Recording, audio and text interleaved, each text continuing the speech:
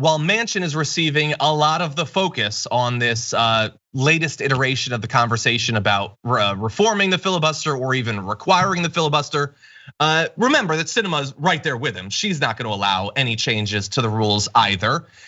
And while Manchin is looking like he's gonna be primary, that's one of the threats going around, and he says, I've been primaried my entire life. That would be nothing new for me, which is true. He does get primaried, and he has very little reason to worry about it because our system is, again, effed up in a million different ways.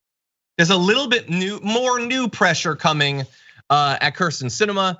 Emily's List, which is an important group working in Democratic politics, says Emily's List is laser focused on the 2022 elections, holding the House and Senate, electing governors and state legislators, understanding that access to the ballot box and confidence in election results are critical to our work in our country. We have joined with many others to impress upon Senator Sinema the importance of the pending voting rights legislation in the Senate. So far, those concerns have not been addressed. We have not endorsed or contributed to Senator Sinema since her election in 2018. Right now, her decision to reject the voices of allies, partners, and constituents who believe the importance of voting rights outweighs that of an arcane process means she will find herself standing alone in the next election. Electing Democratic pro-choice women is not possible without free and fair elections. Protecting the right to choose is not possible without access to the ballot box. So we want to make it clear, if Senator Sinema cannot support a path forward for the passage of this legislation, the voting rights legislation they're referring to there, we believe she undermines the foundations of our democracy, her own path to victory, and also the mission of Emily's List, and we will be unable to endorse her moving forward. That is perfectly reasonable. You go back historically, I haven't necessarily agreed with all of Emily's List endorsements.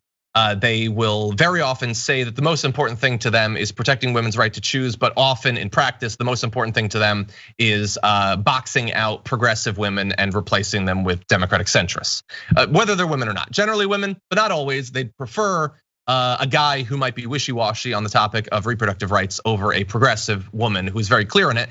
That said, agree with quite a few of their endorsements, and this is definitely right. The issue with what they're saying there is, again, they already have the loophole. Kyrsten Sinema is in there for years from now, no matter what we say or do.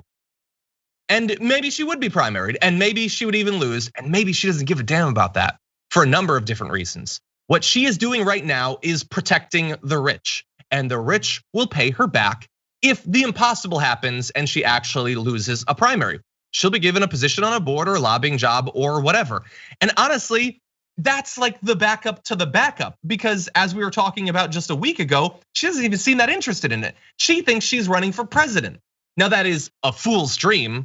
She would never get elected, but what she could get while running is tons of money thrown to her and PACs that would be supporting her, and it could set up even more opportunities for her later on.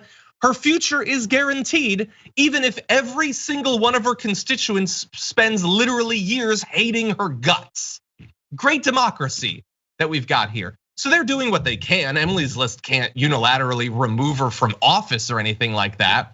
That's sort of the issue, that there's no recourse for her constituents. They are at least important in terms of donations. You can see here, they've donated over $400,000. I believe that's in the last cycle, correct? Not 100%. Anyway, they do donate a lot of money. The issue is, well, obviously, these supposed moderates, supposed centrists, they're just corporatists on both sides. They care about the campaign finance and they're there to protect their donors. At the end of the day, that is sort of a proxy for defending their interests, whether it manifests directly in terms of donations or not. That is why, like, the common refrain that, well, why don't we just pay them more, never actually works. Yes, they want that campaign finance, and yes, they want to be personally paid, but they are part of that group and they will defend its interests. This is, after all, a class war. It's not really about democracy and elections. It's fundamentally about a class war and the use of power, and they have figured out ways to evade any accountability whatsoever and any reform whatsoever.